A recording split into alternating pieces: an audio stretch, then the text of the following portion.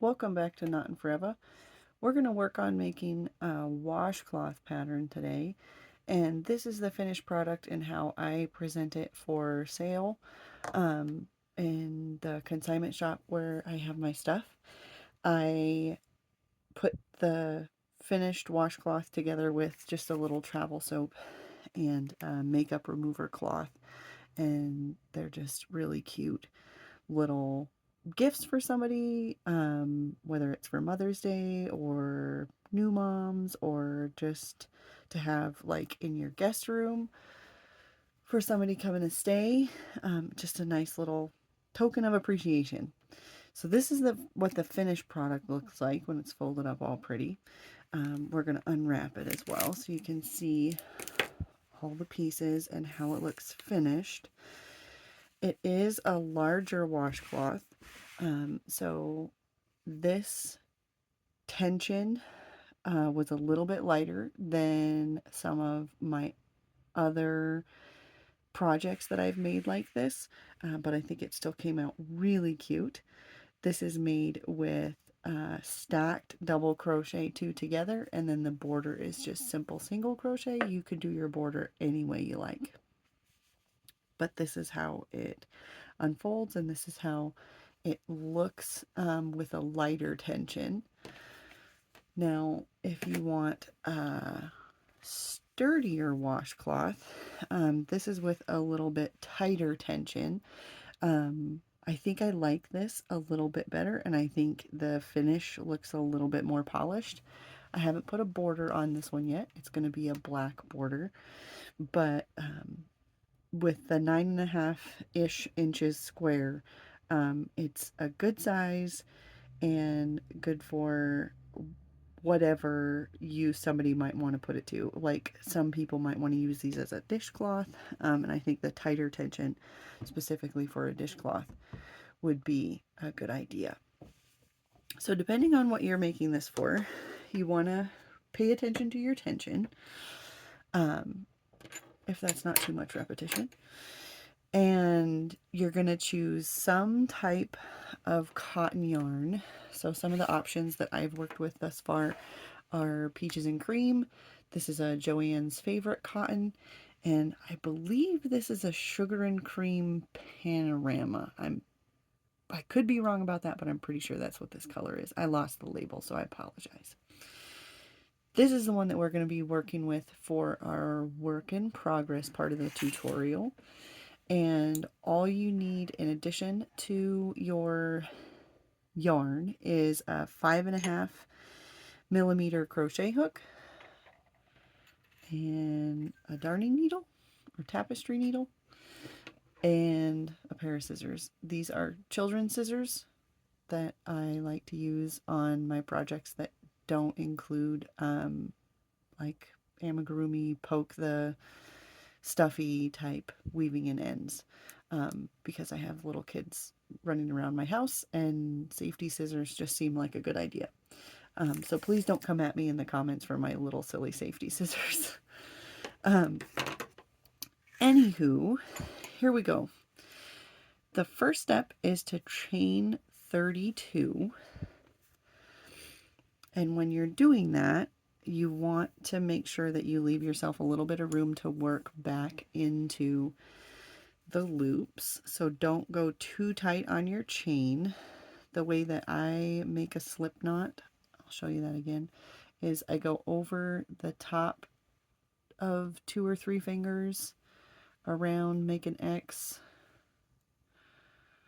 under the bottom string, over the top string with the hook down, pull through, and pull tight. And there you have it. And then as we're chaining 32, we can admire the idea of chaining 32 instead of 196 for one of my other projects recently.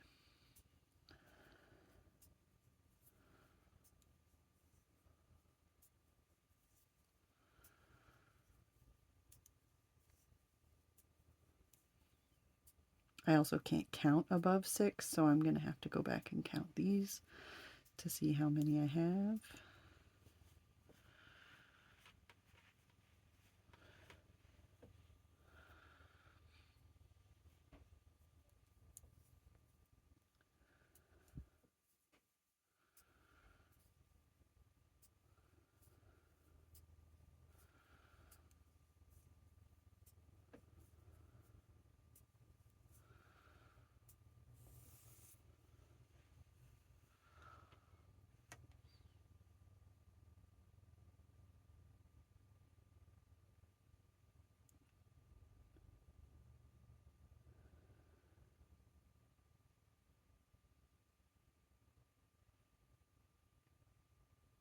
So close. I had 31. So once you've got 32 chains, you're going to go into the third chain from the hook with a yarn over. And what we're making, they're called stacked double crochets 2 together. And the reason that they're stacked is because we're overlapping them in the chains. So we're going into that third chain from the hook,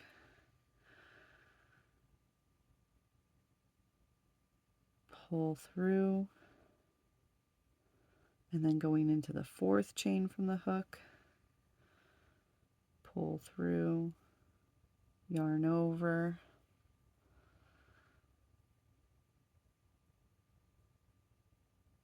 pull through 3, yarn over, pull through 2. Let's do that again. So we yarn over, go into the chain that we just finished, so that would be the fourth chain from the hook.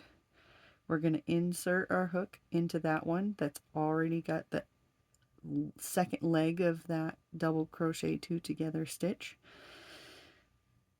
We pull through, we go into the next available chain, pull through, yarn over, pull through 3, yarn over, pull through 2. Next one, yarn over, go into the chain that has the second leg of your double crochet 2 together, pull through, go into the next available chain, pull through 2,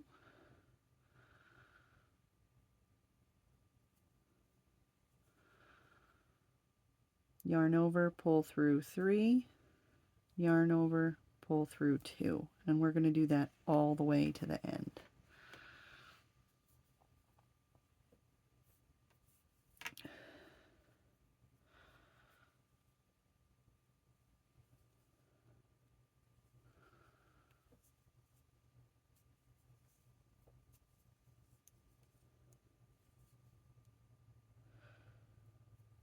If you're faster than me, please feel free to speed up.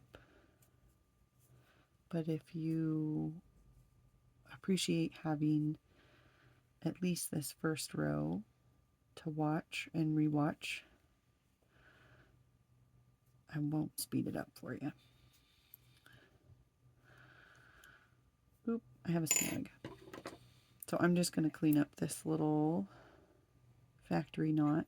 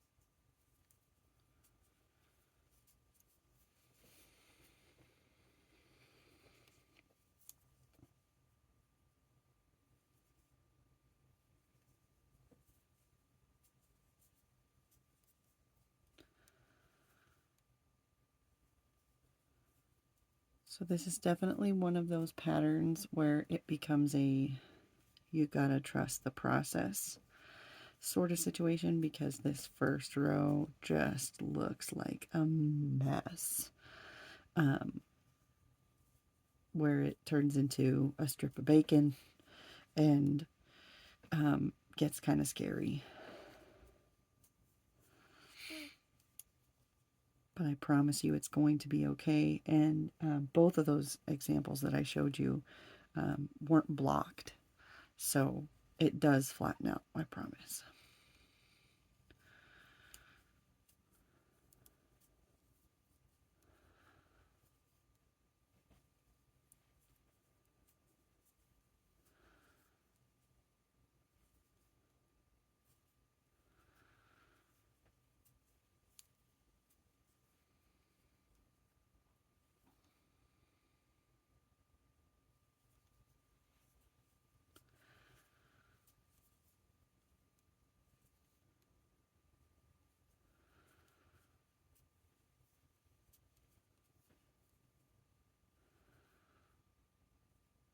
So the next thing that we want to do is double check to make sure that we know exactly how many double crochet two togethers we have created so that we can mimic that in any of our other rounds. And the reason I say to recount it, because some folks might choose to put in an extra one at the end to take up that extra space that you have in your first chain from the slip knot.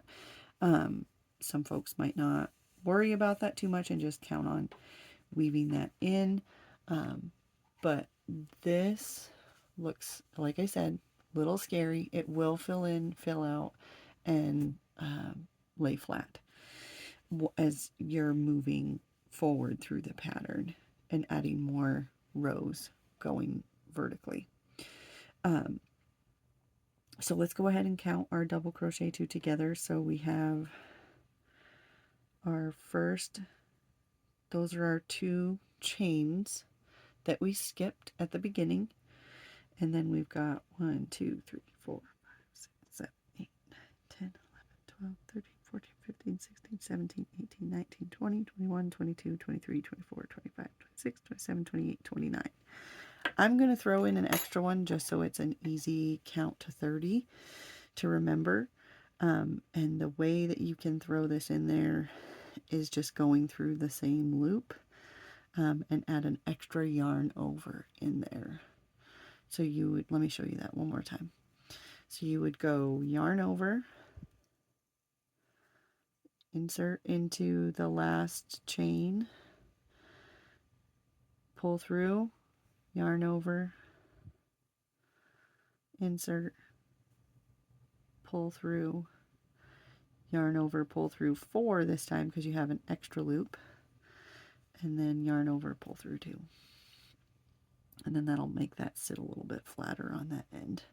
And then you're looking for 30 of those as you're moving forward with each row. So to turn it, we're going to chain 2, 1, 2, and turn our work. And then we're just going to go back down, insert your hook into the same stitch that your turning chain is coming up out of. That's going to be your first leg of your first stacked double crochet two together. So you pull through, go into that second stitch, yarn over, pull through 3, pull through 2.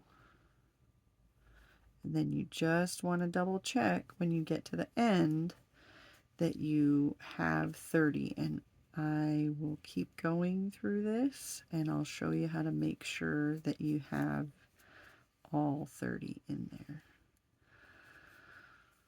Or all whatever number you have chosen to go with.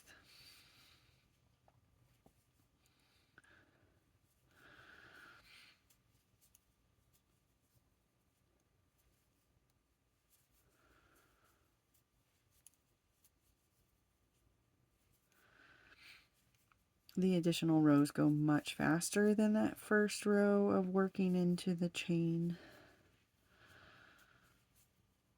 which is really nice.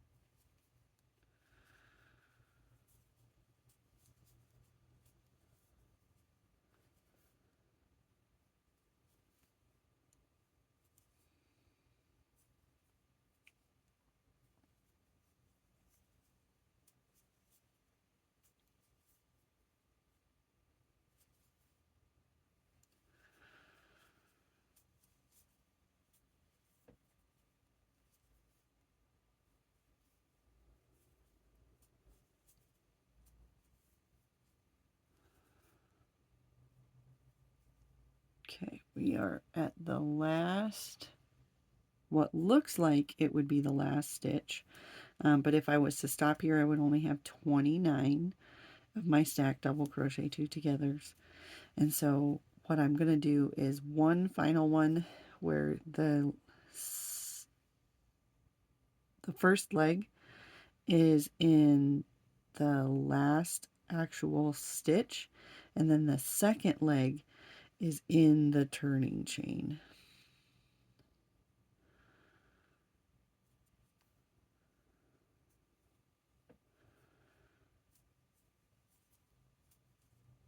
And that's how we make sure we have 30.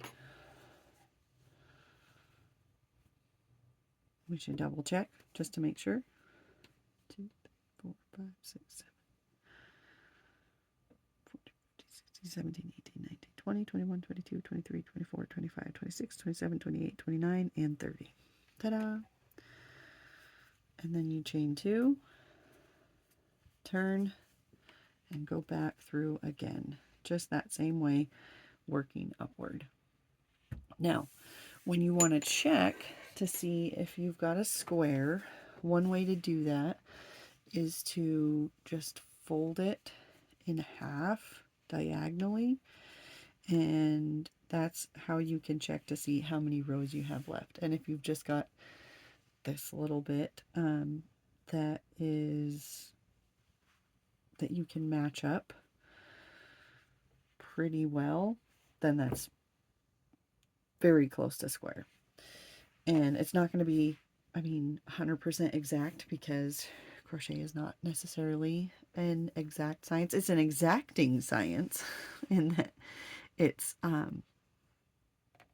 tough to make a piece without making any mistakes. But the finished product is not going to be exact. And that's okay. Now, if you wanted to block this, if that's your jam or your style, for any of your work, you can wet block it because it's cotton. Stretch it and let it dry. I don't block these because they're washcloths or dishcloths, and they're going to get wet over and over anyway. So I don't necessarily worry about that too much, even for selling them. And when you go to put your border on, so you should have these two pieces that are your ends to weave in. So one in one corner, and if you go with the number of rows that I did, if you have a similar tension to the way that mine came out, you would have 1, 2, 3, 4, 5, 6, 7, 8, 9, 10, 11, 12, 13, 14, 15, 16, 17, 18 rows. And so you would have a strand on this corner to weave in and a strand on this corner to weave in. You can weave those in as you go.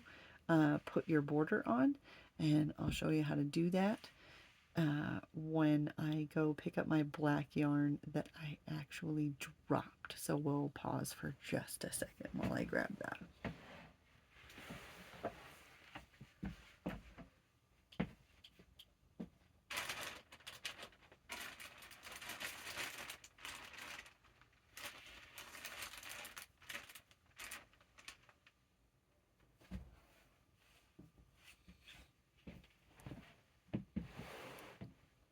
Okay, I made it back.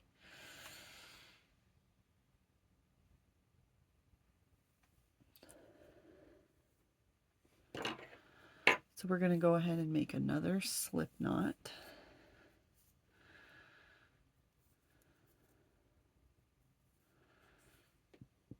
And then I like to start right in the middle with single crochets. And it's easiest to start on the top of the finished edge, so the top of the last row that you did. I also think that when it comes time to weave in the ends, it's easier to hide them in this top edge than it would be to try to hide them around the chain edge.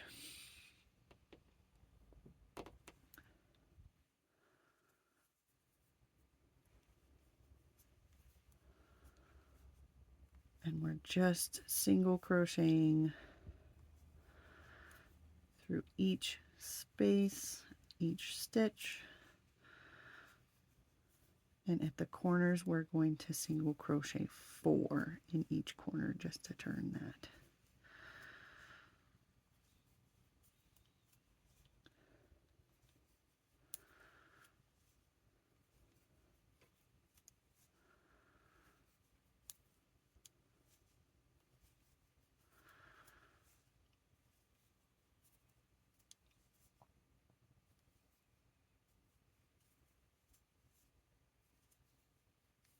Two,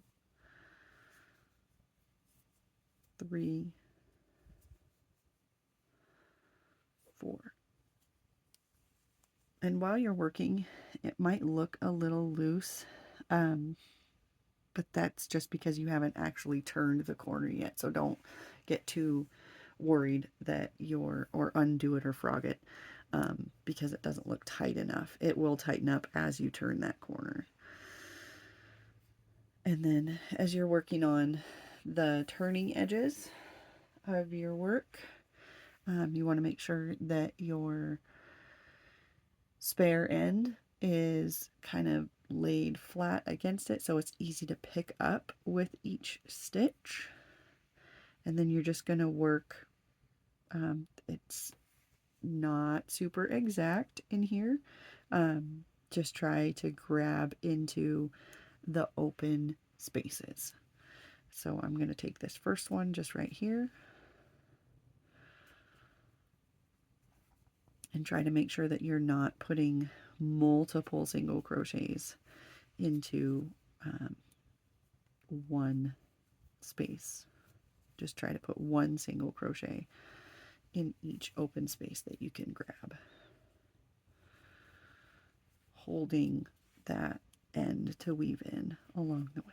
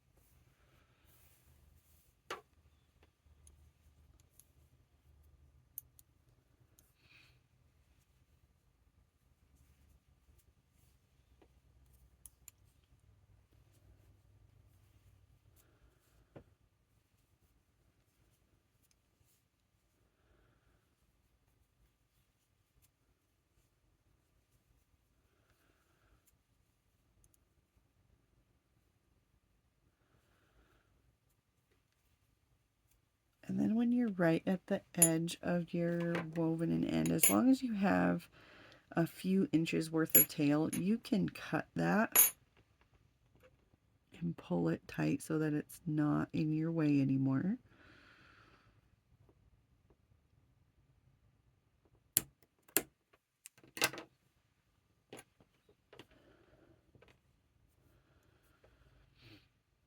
And then it just vanishes.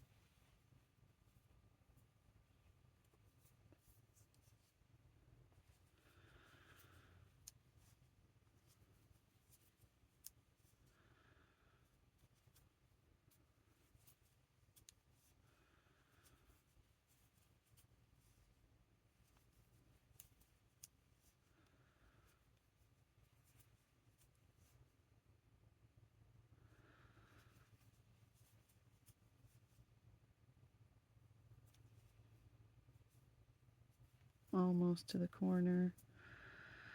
And then in that corner, I'm going to put 4 stitches, 4 single crochets.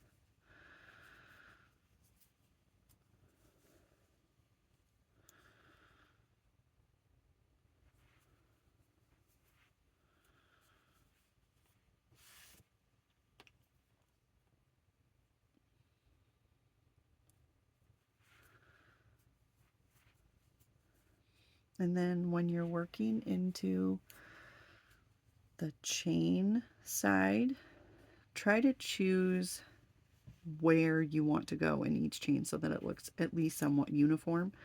And so I tend to choose below the bar of the chain, and just if you can find an X to work with, I just go under each of those X's in your starting chain.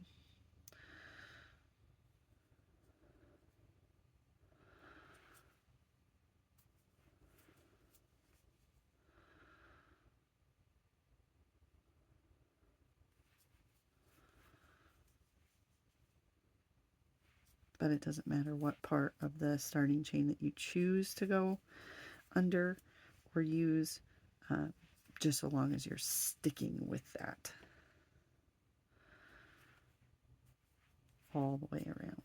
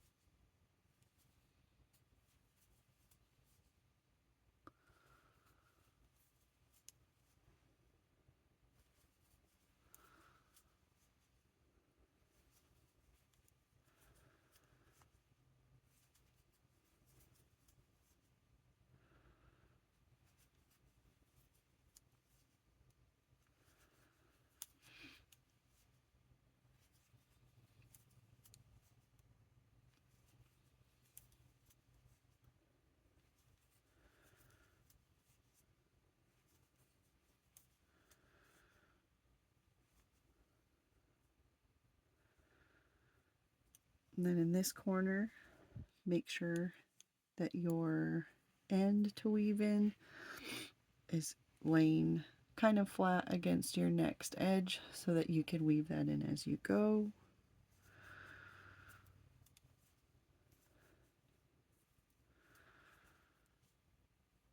We're putting 4 in that corner.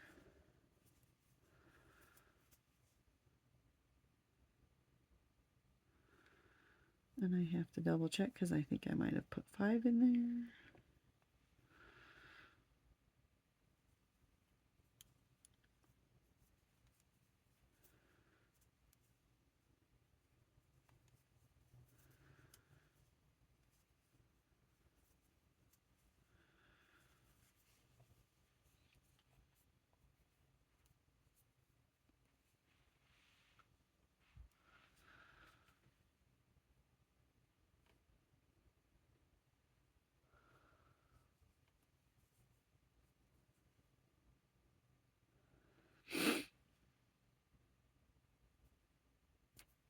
It might be a little bit tough to get started on that last edge, second to last edge,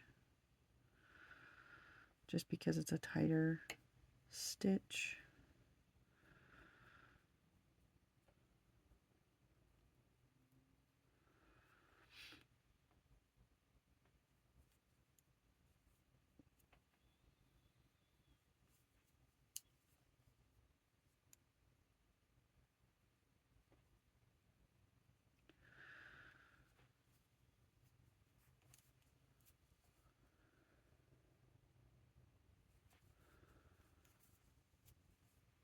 Again, try to choose similar places each time that you are working your way up the uneven side of your work.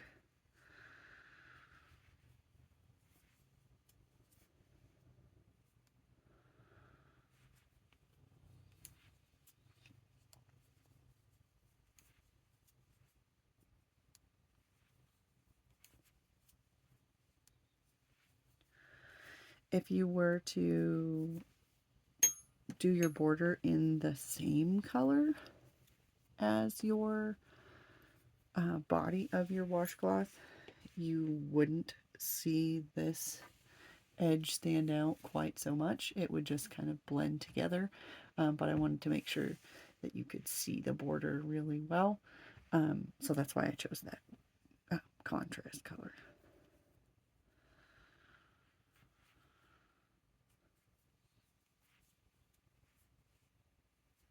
And my mom is a big fan of pink and black,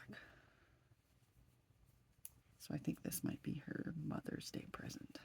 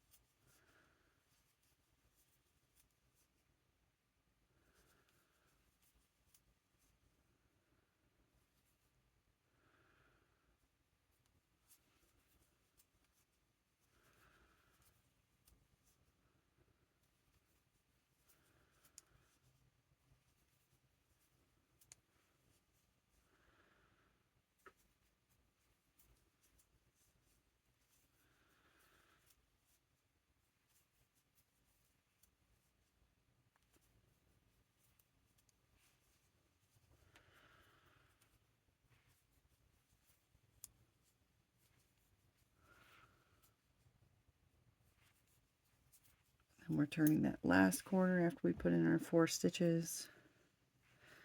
And we get an easy finish. That's another reason why I like to start in the middle of that row, of that last finish row, because it's easier. I don't know, it feels redeeming after you have to fight your way through a turning side of the work to put that border on, to then turn the corner and have easy street all the way to the end.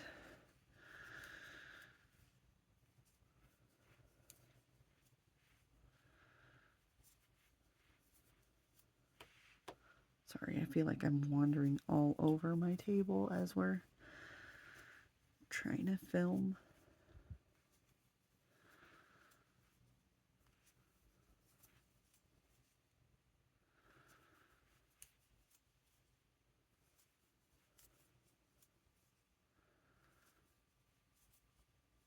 And then on that last stitch, we're going to slip stitch into the beginning stitch, the first stitch of the border, pull it tight, chain 1, anchor it,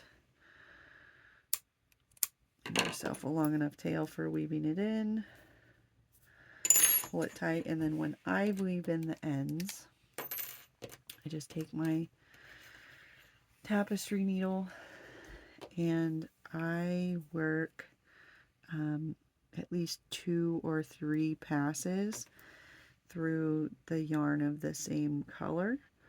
And by 2 or 3 passes, I mean I go one direction, either left or right, pull tight,